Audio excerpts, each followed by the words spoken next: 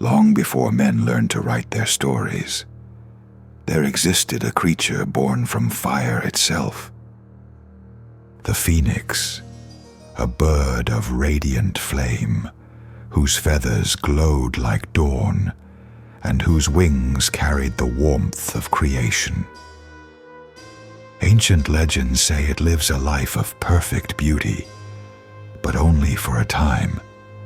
For the phoenix's destiny is not to last forever, but to end in fire.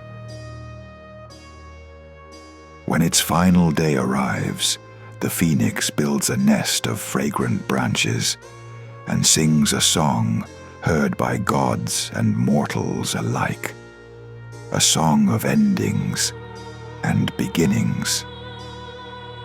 Then, wrapped in its own flames, the phoenix lets itself burn, not as a tragedy, but as a promise. From the ashes, a new phoenix rises, smaller, brighter, eternal. To the ancients, it symbolized a truth that no empire, no king, and no life could escape. That every end is only the beginning of something new. The phoenix does not fear death. It embraces it so it may rise again.